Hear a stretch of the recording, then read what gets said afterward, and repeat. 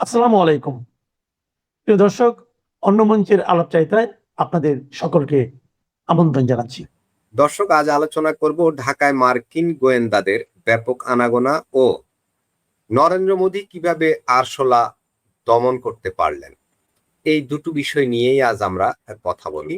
ভারতের এক শিক্ষক খান স্যার, তার সাবস্ক্রাইবার হচ্ছে 30 মিলিয়ন। আজ তার এক ভিডিওতে বলেছেন যে 2027 সালে মার্চের মধ্যে শেখ হাসিনার সরকার হবে। আসলে কি এটা সম্ভব? ফরিদ ভাই, রফিক ভাই, দুজনেই। এটা উনি এর আগেও বলেছিলেন যে শেখ হাসিনা সরকার আসবে, এখন হয়তো নতুন, এটা আগেও বলেছিল। আর আমার ধারণা ছিল যে 28 সালে আওয়ামী লীগ সরকার ক্ষমতায় আসবে, এটা আমি বলেছিলামও। কিন্তু এখন যারা ক্ষমতায় আছে তারা এত আকাম কুকামের বোঝা এত ভারী যে তারাই আওয়ামী লীগ এবং জননেত্রী শেখ হাসিনার ক্ষমতায় আসার পথ আরো দ্রুত সহজ করে দিয়েছে আর কি। সেই জন্য 27 সালে ডিসেম্বরে তিনি জননেত্রী শেখ হাসিনা ঢাকায় আসলে এই সরকারের তো অস্তিত্ব থাকবে না। তার ঢাকায় পা রাখা মানে এই সরকার পড়ে যাওয়া। মধ্যবর্তী নির্বাচন হবে এবং সেই নির্বাচনে একটা তত্ত্বাবধায়ক সরকারের বিল, দেখেন অদ্ভুত ব্যাপার, যে তত্ত্বাবধায়ক সরকারের বিরুদ্ধে বিএনপির তারেক রহমান, খালেদা জিয়া ছিলেন, তারা কিন্তু তত্ত্বাবধায়ক সরকার বিল পাশ করে ফেলেছে। এরা কিন্তু নিজেদের ফাঁদ নিজেই করে ফেলেছে। না, 96 সালেও একবার এইভাবে বাধ্য হয়ে তারা পাশ করতে হয়েছিল। এইবার আরো 96 হবে, সালে ওটা ছিল বাধ্য হয়ে, আর এবার নিজেরাই করেছে। তো তাহলে এখন একটা তত্ত্বাবধায়ক সরকার, মনে করেন যে জানুয়ারিতে একটা মধ্যবর্তী নির্বাচনের ঘোষণা হবে, সেইখানে সর্বদলীয় নির্বাচন হবে তত্ত্বাবধায়ক সরকারের অধীনে। সেই সরকারের অধীনে কি ঘটবে? নিঃসন্দেহে আওয়ামী লীগ নির্বাচনে যে যতই গল্প করুক, একটা সিট বেশি হলেও তো বেশি নিয়ে আওয়ামী লীগ ক্ষমতায় যাবে। তারা 151টা হইলেই তো সে সরকার গঠন করতে পারবে, 52টা হইলেই তো পারবে, এবং ক্ষমতায় চলে যাবে। ওটা অস্বাভাবিক কিছু না। খান স্যার বলেছে, এটা অনেকেই বলেছে, একজন বলেছে, আরো দুজন বলেছে। ভারতের একজন গোয়েন্দা, কি যেন লাকি বৃষ্টি নামে পরিচিত, ছদ্মনাম লাকি বৃষ্টি, সেও তো বলেছে যে শেখ হাসিনা আগামীতে 27 সালে ক্ষমতায় আসবে, সেও বলেছে এটা। ধন্যবাদ আপনাকে। সেই সাথে আপনার দর্শক এবং সহ আলোচক, আপনাদের সকলকে শুভেচ্ছা। আপনি যে কথাটা বললেন যে বাংলাদেশে এই মুহূর্তে মার্কিন গোয়েন্দা সংস্থার লোকজন এসেছে, এটা তো পুরাতন কথা। উনি তো এখন একজনের নাম এসেছে প্রকাশ্যে, তাই আমরা জেনেছি। বাংলাদেশটা তো এখন পৃথিবীর সকল, মানে আমি মনে করি যে পৃথিবীর এই মুহূর্তে সবচেয়ে বেশি গোয়েন্দা সংস্থার লোক, সারা পৃথিবীর যত বড় বড় গোয়েন্দা সংস্থা আছে সবগুলোই বাংলাদেশে একটি। এটা তো এত চিন্তিত হওয়ার কিছুই নেই, কারণ আপনি এর আগে জানেন যে, যেটা আপনি শুরুতেই বললেন, যে একজন মার্কিন ব্যক্তি বা গোয়েন্দা সংস্থার লোক এর আগে একটা হোটেলে মারা গিয়েছে। সবচেয়ে আশ্চর্যের বিষয়, এটা নিয়ে মার্কিনিরা টু শব্দটি করেনি, এমনকি তাদের পোস্টমর্টমও এখানে করেনি। তো আপনি এই বিষয়টা তো তখন থেকে শুরু বললেও ভুল হবে। আমাদের বাংলাদেশে তো, মানে আমরা যদিও শুধু বলি যে একটি মাত্র দেশ জড়িত, আসলে তা নয়। বাংলাদেশের এই 2024 সালের 5ই আগস্টের যে সরকার পতনের আন্দোলন, এই আন্দোলনে তো পৃথিবীর একটি পরাশক্তি বা একটি দেশ জড়িত না, অনেক দেশ এখানে জড়িত ছিল, অনেক সংস্থা এখানে জড়িত ছিল। অনেকেই তো শুধু একটি দেশের নামই বলে, আসলে তো তা না। তো যেহেতু অনেকটি দেশ জড়িত ছিল, তাদের প্রতিপক্ষ দেশও আবার এই দেশে রয়ে গেছে। সুতরাং কোন গোয়েন্দা সংস্থা যেখানে বসে আছে চুপচাপ নীরবে, আমার তা মনে হয় না। প্রতি মুহূর্তে আপনি দেখেন আমাদের দেশের যে অবস্থা, প্রত্যেক সময় একটি করে ঘটনা ঘটতেছে। শুধু তাই না, ভারতেও আপনি দেখলেন যে কি ঘটে গেল। তো তারপর বার্মার ব্যাপার আছে, চাইনার ব্যাপার আছে, সমুদ্র দখলের ব্যাপার আছে, ভূমি দখলের ব্যাপার আছে, আকাশপথ দখল নেওয়ার ব্যাপার আছে। আর আমেরিকা তার বন্ধু রাষ্ট্র যারা এখানে এই মুহূর্তে বসে আছে, তুরস্ক এবং পাকিস্তান, তাদের প্রতিও তো সে যে বিশ্বস্ত, বা তাদের প্রতি যে সে নীরব বা একেবারেই তাদেরকে মনে করে যে বিশ্বস্ত, এটা তো আমরা কেন, কেউ বিশ্বাস করবে না। পাকিস্তানকে তো আমেরিকা বিশ্বাস করে না, তুরস্ক কেউ বিশ্বাস করে না। তারা তাদের উপরও গোয়েন্দাগিরি করার জন্য তো এখানে আছে। আমাদের দেশের বিরুদ্ধে, এটা তো আগেও ছিল, এটা নতুন কিছু না। বাংলাদেশে বেশ কয়েকটা বলা গোয়েন্দা সংস্থার বহু হয় না, বেশ কয়েকটা গোয়েন্দা সংস্থা এখানে আগে থেকেও সক্রিয়, এখনো সক্রিয়। এখন এটা প্রকাশ্য এসেছে। আমরা দেখলাম আমাদের সাবেক গোয়েন্দা প্রধান চলে গিয়েছিল তুরস্কে, তারপর সেনা প্রধান গেল। তো এগুলো রহস্যজনক চলতেছে। বাংলাদেশ নিয়ে তো, বাংলাদেশ তো এখন গনিমতের মাল। আমাদের বাংলাদেশের আকাশ, বাংলাদেশের জলপথ, বাংলাদেশের স্থলপথ, এগুলো সব তো গনিমতের মাল। এখন তো এটা আমাদের হাতে নাই। আমরা কোন দেশ থেকে খাদ্য কিনবো, কোন দেশ থেকে কাপড় কিনবো, কোন দেশ থেকে ধান চাল আনবো, এবং কোন দেশে কি পাঠাবো, এটা তো অন্য দেশ নিয়ন্ত্রণ করতেছে। তো এখন বিভিন্ন দেশের গোয়েন্দা সংস্থা এখানে আসতেই পারে, এবং তারা আসবে, এটাই স্বাভাবিক, কারণ তারা এত ফরিদ ভাই, টাকা আপনাকে একটু স্মরণ করাই, আমি আমি জি। গত আলোচনায়ও এই প্রশ্নে এই তথ্যটা তুলে ধরেছিলেন যে ভারতীয় অনেক মিডিয়া এবং ভারতীয় গোয়েন্দা সংস্থার বরাত দিয়ে বলা হয়েছে যে ভারতীয় বিভিন্ন সীমান্তে মার্কিনীদের আনাগোনা বেড়েছে। জি, এর সাথে এবং এটা বাংলাদেশে এ- জি, জি, সম্পর্ক তো অবশ্যই আছে এর সাথে। এটা তো ধরা পড়েছে, ধরা পড়েছে বলে না জেনেছেন, যেগুলো ধরা পড়ে নাই তারা কারা, তারা কোথায় আছে তা তো আমরা জানি না। যারা ধরা পড়েছে এটা দুই একজন জানলাম, কিন্তু যেগুলো ধরা পড়ে নাই তারা কারা এবং তারা কোথায় আছে আমরা তো জানি না।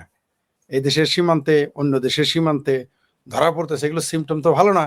যে ভারতের মতো সীমান্তে যদি থেকে থাকে তাহলে বাংলাদেশে থাকাটা খুবই স্বাভাবিক, কারণ আমাদের এখানে তো বর্গা দেওয়া আছে, এখানে তো আর কেউ ধরবে না।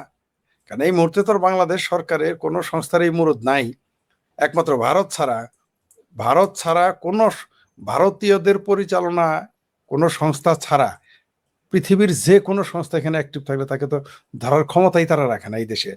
আমরা দেখেছি এই বিগারিস্তান পাকিস্তানের একজন মোটর সাইকেলের নাম্বার প্লেট নাই, ড্রাইভিং লাইসেন্স নাই, সে রংপুর দিয়ে ঘুরে বেড়াচ্ছে। তাকে তাকে তাকে জরিমানা করার ক্ষমতা এই দেশের মানুষের নেই, এই দেশের পুলিশের নাই। বরং পুলিশ তাকে জিজ্ঞাসাবাদ করেছে বলে জনগণই তাকে গালাগালি করেছে যে তাদের আব্বা পাকিস্তানের একজন, বিনা লাইসেন্সে, বিনা মোটরসাইকেলের কাগজ যাইতেছে, আপনি আটকাইলেন কেন? এবং তাকে ভারতের পুলিশ বলা হয়েছিল। তা না, ভারতের পুলিশ, ভারতের কেউ এরকম ধরা পড়লে না, দেখবেন কিভাবে ছাই দিয়ে ধরে। তো এতে তো এখন তো সারা আমাদের বাংলাদেশ, আবারও বলতেছি, বাংলাদেশ এখন গনিমতের মাল। তাই যে যার ইচ্ছা মতো আসতেছে, যাইতেছে, আসবে, যাবে। এখন বাংলাদেশ যখন বাংলাদেশি মানুষের, যাদের মেরুদণ্ড শক্ত, এরকম একটা সরকারের হাতে পড়বে, তখন না বোঝা যাবে যে বাংলাদেশ আসলে কতটুকু সক্রিয়, কতটুকু নিষ্ক্রিয়, কতটুকু তার নিজস্ব মতামত ব্যক্ত করতে পারে। আপনি দেখেন আমাদের এখানে গম আসতেছে, বেশি দামে গম আনতেছে, তারপরে শুনবেন বেশি দামে সার আসবে, যা আনার আনবে, এবং জিজ্ঞেস করলে বলবে এটা দেশের স্বার্থে। মানে কয়দিন পরে বলবে যে তোমার পরনের কাপড়টা খুললো, যে কেন এটা দেশের সাথে, যে তোমার জামা খুললো, তারপর বললো তোমার প্যান্টও খুললো, এটাও দেশের সাথে। মানে এখন যা ঘটবে সব দেশের সাথে সাথে। এই দেশে এখন সরকার যখন ব্যর্থ হবে তার রাষ্ট্র পরিচালনায়, আইন শৃঙ্খলার অবনতি সহ যত রকম সমস্যা আছে, অর্থনৈতিক সমস্যা, চাকরি নাই, বেকার, আজকে পত্রিকা এসেছে 4 কোটি বেকার, শিক্ষিত বেকার তাও, তাহলে মূর্খ বেকার আরো কত আছে, অশিক্ষিত বেকার কত। তো এতগুলো বেকার, সব সমস্যা কি, এগুলো সব আওয়ামী লীগ তৈরি করেছে আর ভারত তৈরি করেছে। আর তারপরে যেটা পারবেন সেটা ওইটা বলে দিবেন, ওইভাবে বলে দিবেন সব আল্লাহ করছে। তারপরে আপনার জনস্বার্থে যখন কোনো ব্যর্থ হবেন, আরো এখন নতুন শব্দ, বেশি দামে চাল কিনবেন জনস্বার্থে, বেশি দামে তেল কিনবেন জনস্বার্থে, বেশি দামে ডাল আনবেন জনস্বার্থে, বেশি দামে রপ্তানি বন্ধ জনস্বার্থে, ব্যাংকে টাকা নাই জনস্বার্থে। সব হয় বলবেন জনস্বার্থে করছেন। দেশে আইন শৃঙ্খলা অবনতি, মব চলে কেন, সন্ত্রাস চলে কেন, জনস্বার্থে। আর যখন আরো বেশি আটকে যাবে তখন বলবেন এটা ফ্যাসিস্ট সরকার দায়ী অথবা ভারত দায়ী। এটা বললে আপনি খালাস হয়ে যাবেন।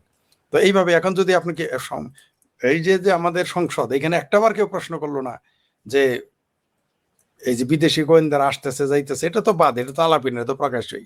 এই দেশের চুক্তি নিয়ে কোনো সংসদে টু শব্দটি কেউ করলো না, করার মুরদ এই দেশের নাই। তো এই দেশে তো বিদেশিরা আসবেই, আসবে, এবং তাদের মতোই তারা কাজ করে যাবে। নিঃসন্দেহে বাংলাদেশ এই মুহূর্তে গনিমতের মাল হয়ে আছে পাশ্চাত্য দেশের কাছে। ফরিদ ভাই, এই যে গোয়েন্দা তৎপরতা অনেক দিন থেকেই আমরা দেখছি, এবং সর্বশেষ খুব উচ্চ পর্যায়ের একজন কর্মকর্তা যিনি রিটায়ার্ড হলেও তারা কিন্তু কাজ করে, বিভিন্ন মিশনে যায়। দক্ষিণ এশিয়াকে অশান্ত করে তোলার ছক কষা হচ্ছে কিনা, এই যে সম্প্রতি ভারতে এত বড় আন্দোলন হয়ে গেল, আপনার কি মনে হয় যে তারা এখানে দক্ষিণ এশিয়াটাকে আমাদের খুবই অশান্ত করে তুলছে বা তোলার পরিকল্পনা নিচ্ছে পুরা স্থিতিতে, তারা আসলে কি খেলা খেলছে? আপনার কি মনে দক্ষিণ এশিয়া, হয়? দক্ষিণ এশিয়া তো অশান্ত করে রেখেছে, বাধা রেখেছে কোথায়? পাকিস্তান আফগানিস্তানের মারে, আফগানিস্তান পাকিস্তানের মারে, ওইদিকে আবার ইরান তো আলাদা বাদই দিলাম ওইসব। আবার বাংলাদেশটাকে 2005 সালের পরে বাংলাদেশের 2024 মানে আমরা একটু ভালোই ছিলাম, বাংলাদেশ ভারত অংশটা ভালোই ছিলাম, পাকিস্তান আফগানিস্তান নিয়ে ওদিকে বেশ ঝামেলা টামেলা চলছিল। এখন কি ওই পাকিস্তান আফগানিস্তানের পরিস্থিতি কি বাংলাদেশ ভারতের মধ্যেও সৃষ্টি করার কোনো গভীর ষড়যন্ত্র চলছে? আপনার কি মনে হয়? বাংলাদেশ ভারতের মধ্যে ঘটবে নাকি বাংলাদেশের ভিতরেই 2 পক্ষ 3 পক্ষ বানিয়ে ফেলবে, সেটা তো সামনে আমরা দেখতে পাবো। অলরেডি বাংলাদেশে রোহিঙ্গাদের দিয়ে কালকে দেখলাম, কালকে না 5-7 দিন আগে একটা টিভিতে, বিদেশি একটা টিভিতে দেখলাম, সেখানে ইংরেজি ভাষার একটা নিউজ, সেখানে দেখলাম কিভাবে বাংলাদেশ অনুপ্রবেশকারী যে রোহিঙ্গা এদের সহ এবং ভারতের বার্মার যে রোহিঙ্গা তাদের কিভাবে ভারতে প্রতিষ্ঠিত করতেছে কোন কোন এনজিও সংস্থা, সেগুলোর একটা রিপোর্ট দেখলাম। তো এগুলো তো পরিকল্পিতভাবেই করা হচ্ছে। বার্মা রোহিঙ্গাকে বাংলাদেশে সেটেল করা হয়েছে তো এমনি না তো। এই যে 12 লক্ষ রোহিঙ্গাকে তো আপনাকে জামাই আদরে বসায় খাওয়ার জন্য তাদের রাখেন নাই। এদের দিয়ে তো একটা ঘটনা, যদি আপনি কেউ বাংলাদেশের ভিতরে যদি আওয়ামী লীগ বিএনপি দিয়ে জামাত দিয়ে যদি সিভিল ওয়ার না করতে পারে তারা আপনি নিশ্চিত থাকেন যে এই রোহিঙ্গাদের দিয়ে একটা কিছু করাবে। এবং যেদিন আফগানিস্তান থেকে আমেরিকান সৈন্য চলে যায়, যখন আফগানিস্তানের তালেবান সৈন্যরা যখন আফগানিস্তান দখলে নেয়, তখন আমি বলেছিলাম যে এই যে এখন ক্ষেত্র মানে যুদ্ধ খেলা ঠিকই থাকবে, ক্ষেত্রটা মাঠটা পাল্টে যাবে। সেই মাঠটা সমূহ একটা মাত্র ছিল, সেটা হলো বাংলাদেশ। এটা তো আগেই বলে রেখেছি আমি। এবং এটা সমূহ সম্ভাবনা না, এটা ঘটবেই। বাংলাদেশকে ব্যাটেল ফিল্ড তারা বানাবেই। প্রয়োজনে ভারতের সাথে একটা ব্যাটেলের মধ্যে নামাবে, অথবা বাংলাদেশটাকে একটা ব্যাটেল ফিল্ড বানিয়ে কয়েক পক্ষ দিয়ে মারামারি করাবে। এটা ঘটবেই। এটা আপনি চাইলেও ঘটবে, না চাইলেও ঘটবে। আমরা যতই চেষ্টা করি এটা ঠেকে রাখতে পারবো না। ভাই একটু এইটা তাহলে পাকিস্তানের কথা যখন নিয়ে আসলেন, পাকিস্তান তার দেশের মানুষের উপরে কি পরিমাণ হামলা করছে এবং কি পরিমাণ মানুষ প্রতিদিন নিহত হচ্ছে, সামরিক কর্মকর্তারা নিহত হচ্ছে, সৈনিকরা নিহত হচ্ছে, পুলিশ নিহত হচ্ছে, মসজিদে বোমা হচ্ছে, কি এক ভয়াবহ অবস্থা, এবং তাদের আইন শৃঙ্খলা বাহিনী তাদের মানুষকে মেরে ফেলছে। আবার দিল্লিতে এত বড় একটা আন্দোলন হয়ে গেল, সেখানে পুলিশ কাউকে ওই ধরনের আক্রমণ করেনি, আর্মি করেনি, আধা সামরিক বাহিনী করেনি, হ্যাঁ ওই ধরনের কিছুই ঘটেনি, কোনো ধরনের রক্তপাত ছাড়াই সাকসেসফুলি এত বড় একটা আন্দোলনকে মিনিমাইজ করে ফেলেছে আলোচনার মাধ্যমে। পাকিস্তানে এই কাজটা তারা করতে পারে না। আচ্ছা, এইবার আপনাকে বলছি আমি, ঠিক দিল্লির আন্দোলনকে আপনারা বারবার বলছিলেন সবাই যে ঢাকার 24-এর আন্দোলন প্রায় সেম, উৎখানটা ঠিক একই ধাঁচে একই ছাঁচে ওইভাবেই উঠে আসছে। এখন এই যে তখনকার আওয়ামী লীগের যে সরকার ছিল বাংলাদেশে, তারা কেন ব্যর্থ হলো? তারা কেন এই যে আজকে বিজেপির সরকার এই সময় এসে যে সিদ্ধান্ত নিয়েছে, যে পলিসি নিয়েছে, আওয়ামী লীগ সরকার নিতে পারলো না কেন? ওদের তো প্রথম দাবিটা ছিল কোটা, তারপরে সেটা বেড়ে যখন 6 জন মারা গেল তখন তারা দাবি করলো স্বরাষ্ট্রমন্ত্রীর পদত্যাগ। এর পরে গেল তারা এক দফায়, যখন আরো লাশ পড়লো, যেভাবেই পড়ুক, লাশ কিভাবে পড়ছে এটা তো এখনো আপেক্ষিক, অনেক আলোচনা, অনেক তদন্তের ব্যাপার আছে। তো এরা কেন ব্যর্থ হয়ে গেল? তারা কেন এই মানে বুদ্ধিদীপ্ত সিদ্ধান্ত নিতে পারলো? এটা আমার সাথে আপনি সংক্ষেপে এটা নিয়ে বাংলাদেশটি আলোচনা করতে চাই না, তবুও এসে গেল। জি, এজন্য এটা অনেকে আমার সাথে দ্বিমত পোষণ করতে পারে। আওয়ামী লীগ সরকার, আমার কাছে এখন পর্যন্ত যত তথ্য আছে, আওয়ামী লীগ সরকারের পতন ঘটতই, তাদের এরপরে প্ল্যান বি ছিল, প্ল্যান সি ছিল, প্ল্যান ডি ছিল। অর্থাৎ আওয়ামী লীগের সরকার পতন আপোষ করলো স্বরাষ্ট্রমন্ত্রীর। এটা বাংলাদেশ না, বাংলাদেশে যেমন ওইখানে কিন্তু ওয়াকার নাই, ওইখানে কোনো ইউনুস নাই। যদি ভারতে একজন ওয়াকার থাকতো তাহলে কিন্তু ওই সরকার ওই দিনই পড়ে যেত। প্ল্যান কম করা হয় নাই, কিন্তু ভারতের গোয়েন্দা সংস্থারা এত সতর্ক, তারা তো দেশপ্রেমিক, তারা তো কোনো সরকারকে রক্ষা করে না, তারা দেশকে রক্ষা করে। তো তারা কারো কাছে বিক্রি হয় নাই। কিন্তু বাংলাদেশের সেনাবাহিনী এরা তো বিক্রি হয়ে গেছে, হয় ভয়ে, নাহলে টাকার লোভে বা ক্ষমতার লোভে বা সুযোগের লোভে ভয় পেয়ে গেছে। আপনি বাংলাদেশের সেনাবাহিনীকে কালকে যদি পৃথিবীর কোনো দেশ নির্দেশ দেয়, হুকুম মানতে বাধ্য। আপনি জানেন যে পাকিস্তান যখন আফগানিস্তানে আক্রমণ করতে আপত্তি করছিল যে তারা আক্রমণ করবে না, তাতে সরাসরি বলা হয়েছিল যে হয় ডলারের বস্তা নাও, যুদ্ধে যাও, আর তা না হয় তোমরা পাথর যুগে চলে যাবে। সুর করে গিয়ে এই আফগানিস্তানের বিরুদ্ধে যুদ্ধে তারা যেতে বাধ্য হয়েছে। তো তারপরে আপনার 1980-র দশকে জিয়াউল হকের সময় তখন বলা হয়েছিল তোমরা ডলারের বস্তা খুলে দিয়েছিল, তোমরা আমেরিকার হয়ে কাজ করো, তোমরা রুশ বাহিনীকে হটাও, সোভিয়েত ইউনিয়নের বাহিনীর আফগানিস্তান থেকে হটাও। তারা টাকার বিনিময়ে কাজ করেছে। কিন্তু ভারতের সেনাবাহিনীকে তো আপনি কিনতে পারবেন না। ভারতের একজন সেনাবাহিনীর কথা বলেন তো, কর্মকর্তা যার বাড়ি কানাডা আছে। ভারতের একজন সেনা কর্মকর্তার নাম বলেন যার বাড়ি অস্ট্রেলিয়ায়। ভারতের একজন কর্মকর্তার নাম বলেন যার বাড়ি আমেরিকায়। একজন আপনি খুঁজে পাবেন না। কিন্তু পাকিস্তানের সব সেনা কর্মকর্তার বাড়ি অতীতেও ছিল, এখনো আছে, ভবিষ্যতেও থাকবে। তো আপনি তো ভারতের সেনাবাহিনীকে তো কেনা যায় না। যদি কেনা যায় তো ওইখানে ওইটা ঘটাই ফেলতো, এই জন্য পারে নাই। আর শেখ হাসিনা যদি, জননেত্রী শেখ হাসিনা যদি স্বরাষ্ট্রমন্ত্রীকে পদত্যাগ করাইতেন, কাজ হইতো না। কারণ তাদের পরিকল্পনাটা একেবারেই 11 টাওয়ার তারা গুছিয়ে ফেলেছিল, ওটা পারা যাইতো না। অনেকে আমাকে বলেছে যে এই যে ভারতের উদাহরণ দেয় বা আপনিও দিলেন, আমি এটার সাথে একমত না। পতন ঘটতোই, তখন তারা plan B, plan C, plan D প্রয়োজনে তখন শেখ হাসিনাকে হত্যা করতো, কু ঘটাইতো। আমি তাহলে আপনাকে বলি, সেদিন প্ল্যান ছিল বহুবিধ। যদি শেখ হাসিনা, যদি ওই আন্দোলনে, যদি তারা আন্দোলনে সফল না হইতো, শুনেন কোথাকার কোন ভিপি নুরা, কোথাকার কোন গালফোলাম তারেক, ওই রাশেদ, এরা কারা? এরা আন্দোলন করতেছে। এদের পিছনে খুঁটির জোর ছাড়া কার পক্ষে সম্ভব ছিল?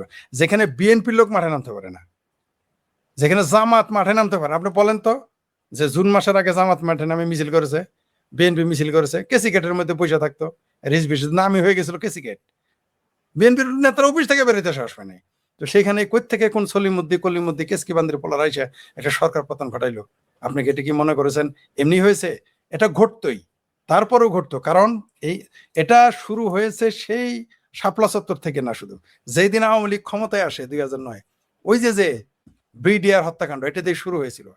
আওয়ামী লীগ সরকারকে শুরুর দিন থেকে ফেলে দেওয়ার চেষ্টা করা হয়েছিল। ঠিক যেমন নরেন্দ্র মোদী সরকারকে যেদিন সে ক্ষমতায় আসে 2014 সালে, এ পর্যন্ত 25টা বড় ষড়যন্ত্র করা হয়েছে। বড় বড় ষড়যন্ত্র সব মিলে বোধহয় 40টা হবে। বড় বড় ষড়যন্ত্র করেছিল, 25টা ব্যর্থ হয়েছে। আওয়ামী লীগের শুরু থেকে বিডিআর হত্যাকাণ্ড কি আপনি মনে করেছেন এমনি করা হয়েছিল? শেখ হাসিনা সরকারকে ফেলে দিতে চেয়েছিল। তারপরে যে রোহিঙ্গা 12 লাখ ঢুকাইলো, শেখ হাসিনাকে ফেলে দিতে চেয়েছিল। এগুলো বিভিন্ন প্রক্রিয়ার মাধ্যমে তারা আসছে, বিভিন্ন ইস্যু নিয়ে আসছে, পারে নাই। শেষ মুহূর্তে 2018-তে একটা কই থেকে এক আন্দোলন সৃষ্টি করলো, ওটা তারপরে তারা আস্তে আস্তে সবাইকে কিনে নিল, সেনাবাহিনীকে পকেটে নিয়ে নিল, আন্দোলন হয়ে গেল। এমন কারণ সেনাবাহিনী যখন বিট্রে, কালকে যদি ভারতের সেনা 3 বাহিনী প্রধান বিট্রে করে, কোন সরকার টিকবে? টিকবে না। কিন্তু ভারতে তো ওটা পারে নাই, তাই ওটা ওখানে সম্ভব না এবং পারবেও না ভবিষ্যতে। এইভাবে আপনি সেখানে নির্বাচন দিতে পারবেন। আপনি ভারতে যাই ঘটান, নির্বাচনের মাধ্যমে আপনাকে ক্ষমতায় আসতে হবে। যত কিছুই ঘটান আপনার, কারণ ওইখানে গণতন্ত্র প্রতিষ্ঠিত। সেনাবাহিনী ইলেকশনে নাক গলায় না। ওইখানে নির্বাচন কমিশন হলো অল ইন অল। নির্বাচনের সময় সেনা প্রধানের কথা ওইখানে কেউ এমপি হয় না, সেনা প্রধানের কথা ওইখানে কেউ দেশ থেকে বের হয়ে যায় না, সেনাবাহিনীর কথা কেউ দেশে আসে না। ওইখানে নেতাদের কথাই নেতারা আসে। সেই জন্য ভারতে আপনি সফল হতে পারবেন না। এমনকি 5 লক্ষ লোক আসলেও না, 10 লক্ষ লোক আসলেও না, এমনকি গোলাগুলি হইলেও হইতো না। কি হইতো? মধ্যবর্তী নির্বাচন দিত, নরেন্দ্র মোদী ঘোষণা দিয়ে দিবে। আর বাংলাদেশের মতো তো আপনি দল নিষিদ্ধ করতে পারবেন না। যারা ক্ষমতায় যাবে গিয়ে কি বিজেপি নিষিদ্ধ করতে পারবে? পারবেন না। তো বাংলাদেশে তো এটা সম্ভব। বাংলাদেশেও যদি আওয়ামী লীগ নিষিদ্ধ না করতো, তাহলে কি হইতো? ফলাফল তো উল্টা হইতো। বিরোধী দল কে থাকতো? কমপক্ষে বিরোধী দলে তো আওয়ামী লীগই থাকতো। তো এগুলো আন্তর্জাতিক ষড়যন্ত্র ছিল। যেই দেশের কূটনীতি দুর্বল, যাদের নেতৃত্ব আরোপিত, অর্জিত না। বাংলাদেশে আপনি দেখেন তো, শেখ হাসিনার নাম ছাড়া আওয়ামী লীগের যে 300 এমপি থাকে, 5 জন হয়তো নিজের যোগ্যতা এমপি হয়। আর 295 জনই তো শেখ হাসিনার নামে বা নৌকা মার্কার নামে এমপি হয়। বিএনপিও সেম কেস। খালেদা জিয়া তারেক রহমানের 300 এমপি হলে খালেদা জিয়া তারেক রহমানের নামেই 295 জন এমপি হয়। 5 জন হয়তো নিজের যোগ্যতাতে হয়। এগুলো তো অর্জিত না, আরোপিত। তো ভারতে তা না তো ভাই। ভারতে যারা আসে ম্যাক্সিমাম, বলবো না যে সবাই অর্জিত, তা না। ভারতে 540 জন এমপি রয়েছেন। এই 540 জন এমপির মধ্যে 500 জনই নিজের যোগ্যতাতে পাশ করে আসে। তাহলে আপনি দেখেন মেজরিটি কত। আর 40 জন হয়তো কারণ নামে চলে আসে, কিন্তু 500 জন তো 500 জন না, ধরেন ওইখানে অর্ধেক নিজের যোগ্যতায় পাশ করে। আপনি এটাকে কি মনে করেন? যোগ্যতা না? ধরেন ওখানে 500 না, 250, যেখানে বললাম যে 540-এর অর্ধেক যা হয় তা অন্তত আসলো। মনে করেন 270-75 জন নিজের যোগ্যতা এমপি হয়েছে। তারা কি কারো কথা মানবে? যার নিজে ভোটে এমপি হওয়ার যার যোগ্যতা আছে, সে সেনাবাহিনীর কথা মানবে? কখনোই মানবে না। সেটা পৃথিবীর যে কোনো দেশ হোক। আমি যদি আমার এলাকার এমপি হই, আমি ডিসিরা মানবো নাকি? আমি সেনা কর্মকর্তারা মানবো নাকি? আপনি যদি আপনার এলাকার এমপি হন জনগণের ভোটে, আপনি ডিসি, আপনার এলাকার যে কমান্ডার থাকবে সেনাবাহিনীর, তাদের কথা ওই কথা আপনি মানবেন? মানবেন না। সচিবের কথা মানবেন? মানবেন না। সচিবের কথা, আচ্ছা আপনি দেখেন একদিন ওই যে সৈয়দ আশরাফ সাহেব, তার দেখলেই সচিবদের পাতলা পায়খানা শুরু হয়ে যাইতো, তাইতো না? মঈনুদ্দিন খান আলমগীর, তার দেখলে সচিবদের পাতলা পায়খানা শুরু হয়ে যেত। কেন হইতো? কারণ তারা এমপি, তারা নিজেরাও যোগ্য এবং এমপি হওয়ার যোগ্যতা তারা রাখে, তারা ভোটে পাশ করে আসে। আপনি দেখেন তো, আপনি দেখেন বিএনপিরও ছিল, বিএনপির যারা এরকম বড় বড় 2-4 জন নেতা ছিল না, তারা কি সচিবদের পাত্তা দিত না? তো কারণ কি? তারা নিজের যোগ্যতায় পাশ করে। নিজের যোগ্যতায় বাংলাদেশে যারা এখন হয়েছে তারা কারা? এই দেশের প্রধানমন্ত্রী মুসলেখা প্রধানমন্ত্রী, এই দেশে বিরোধী দল মুসলেখা দিয়ে আসছে, তো তারা সেনাবাহিনীর কথা বলেন, কিন্তু ভারতে কাউকে মুসলেখা দিয়ে আসে না। আপনি দেখেন যে প্রধানমন্ত্রী, একটা দেশের প্রধানমন্ত্রী দক্ষিণে যাইতে হলে তার রাজ্য মুখ্যমন্ত্রীর সাথে আলাপ আলোচনা করে যায়, এটা প্রধানমন্ত্রী। মানেটা কি? কারণ কি? যার যার যোগ্যতা। আপনি দেখেন নাই যে 15 বছর মমতা ব্যানার্জি ক্ষমতায় ছিল, কি অবস্থা হয়েছিল সরকারি দলের? কথা বলতে পারছে? কারণ ওইখানে যার যার যোগ্যতা দিয়ে তারা ক্ষমতায় আসে, যখনই আসুক, যেভাবে আসুক। বাংলাদেশের মতো না। তাই ওইখানে আপনি চাইলেও আপনি ওইটা করতে পারবেন না। আর শেখ হাসিনা, আমি কথাটা লম্বা হয়ে গেল, শেখ হাসিনাকে সরাইতেই আর ভয়ে ভয়, ওগুলো এখন বললাম না, বলার দরকারও নেই, কারণ এটা যেহেতু ঘটে নাই, যা হবার হয়ে গেছে। আর বহুবিধ প্ল্যান ছিল, এটা পরে জেনেছি আমরা, এই মাস 3 আগে জেনেছি যে এটা। আমিও বলতাম, আমিও মাঝে মাঝে মনে করতাম যে একটু যদি বসে আলোচনা করতো, কিন্তু আসলে তা হইতো না। কারণ পিছনে তো কাজ করতেছে আরেকজন, পিছনে কাজ করতেছে আরেকজন। এইখানেও তাই ছিল, দিল্লিতেও এই ককরোচদের পিছনে আরেকজন ছিল, কিন্তু ওদের লাইন, ওদের বিসি কেটে দিয়েছে আর কি। যেমন পাড়ার বিসি কেটে দিলে কি হয়, খাসা হয়ে যায় না? এদের খাসা করেছে ওই দেশের সরকার এবং সরকারের যে যারা গোয়েন্দা সংস্থা, এরা খুবই সতর্ক ছিল। সেনাবাহিনীর হোক, পুলিশ বাহিনীর হোক, এদের বহু গোয়েন্দা সংস্থা রয়েছে, তারা খুবই সতর্কভাবে মনিটরিং করতে। বললাম না যে গোপনে গোপনে ক্যামেরা লাগিয়েছিল, এরা জানেই না। এরা কি মনে করছেন এমনি সরে গেছে এখন? ওইখানে কে কে কি করে অনেক তথ্য বেরোবে, কয়দিন পরে দেখতে পারবেন। এটা আমি বলি নাই, টিভিতে আসছে সরাসরি। এটা এমন না যে আমি মনের মাধুরী মিশিয়ে। ফরিদ ভাই, বহু দেশ থেকে খাবার গেছে ওখানে, হাজার হাজার প্যাকেট, এমন কথাও আমরা দেখেছি, এমন তথ্য। পেমেন্ট আসছে দিল্লি থেকে, পেমেন্ট আসছে কাতার থেকে, এমনকি পেমেন্ট গেছে বাংলাদেশ থেকে। তো এগুলো তারা বুঝতে পারে নাই, আর তাদের নেতাদের এগুলো বলে নাই। রাহুল গান্ধীরই দেখেন কয়দিন পরে জেল হয় কিনা, তার নামে দ্বৈত নাগরিকত্ব আইনের মামলা হয়েছে। এটা প্রমাণ হলে তো তার এমপিত্বই থাকবে না। এর আগেও কিন্তু একবার সে বহিষ্কৃত ছিল বিরোধী দলের নেতা হিসেবে। তো ভারতও তার নির্দিষ্ট আইনে চলবে, আপনি বললেই তো হবে না। এটা বাংলাদেশের মতো করে খুবই মজার একটা খবর আছে। খবরটা হলো, রফিক ভাই খবরটা গুতা দিয়েছিলেন, যার কারণে এই যে বাশার আল আসাদকে তাড়িয়ে দিলাম আমরা জিহাদিরা, আমরা সশস্ত্র সংগ্রাম করলাম, স্বৈরাচার, ফ্যাসিবাদ নানা তকমা দিয়ে বাশার আল আসাদকে আমরা তাড়িয়ে দিয়ে এখন আমরা সেই ইমানি, সেই জিহাদি সরকার, আমরা এখন এবার চিরশত্রু ইসরায়েলের সঙ্গে নিরাপত্তা চুক্তি শুনেন, যেই দিন এই ঘটনা ঘটে এবং এই সিরিয়া এখন ইসরায়েলের, সিরিয়ার ভিতরে তো এখনো ইসরায়েলি সেনাবাহিনী অবশ্যই দখল করে। বাশার আল আসাদকে তাড়িয়ে দিয়ে কি সিরিয়ানরা কি ঠিক করেছে নাকি ঠিক করেনি? মানে দেশাত্মবোধের প্রশ্নে সবার সাথে সম্পর্ক থাকবে কি থাকবে না সেটা ভিন্ন ব্যাপার, দেশাত্মবোধের প্রশ্নে।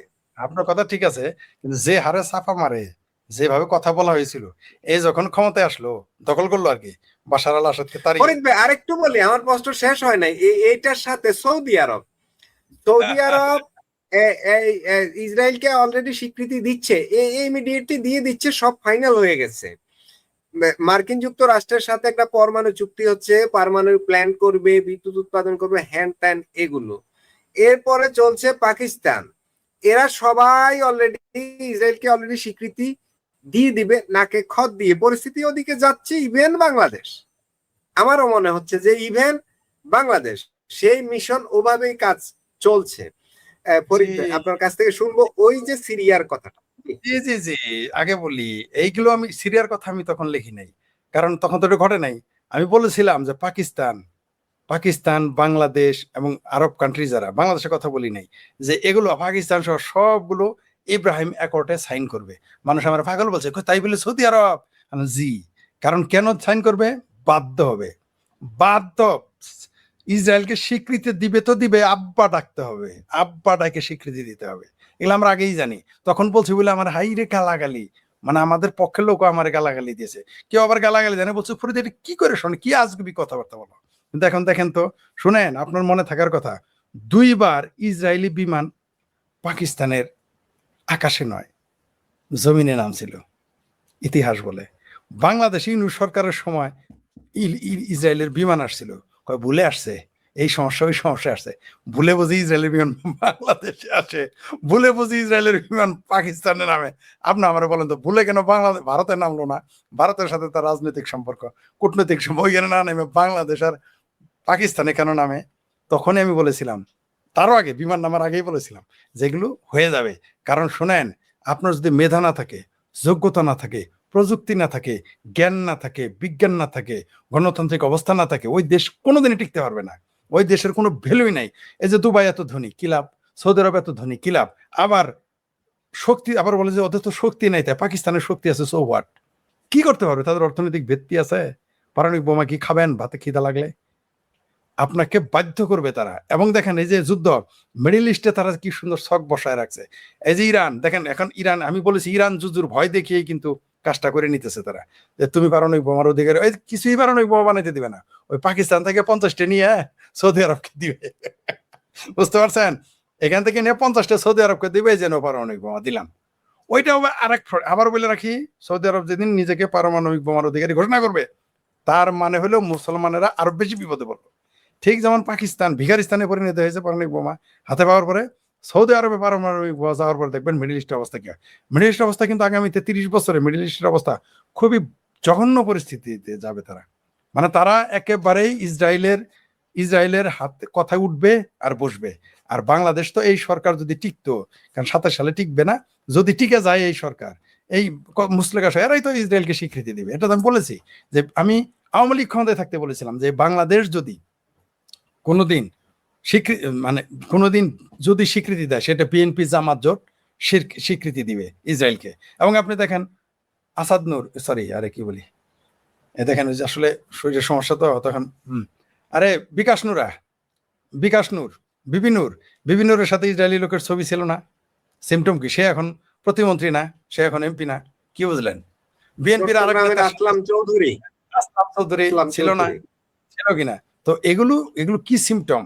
ধোঁয়া শিওর একটা তথ্য দিতেছি আসাদ নূরের ব্যাপারে। বর্তমান সরকারের এমপি ডক্টর রেজা কিবরিয়া, আসাদ নূর না, নুরুল উনি হক নূর। কিন্তু দেখেন, হ্যাঁ, নুরুল হক নূর, উনি কিন্তু সাংবাদিক সম্মেলনে নিজে বলছে যে সে নিশ্চিত করে বলছে যে সে হলো নুরুল হক নুরু ইসরায়েলের মুসাদের এজেন্ট। উনি সাংবাদিক সম্মেলনে বলছে। সুতরাং বলেন এখন।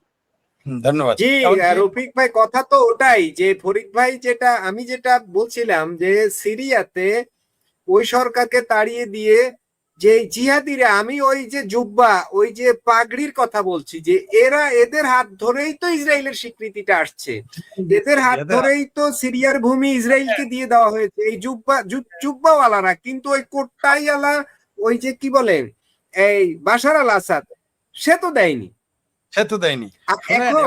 এখন পাকিস্তান, সৌদি আরব এবং বাংলাদেশও দিতে হবে, যেটা দেখছি আমরা পরিস্থিতি।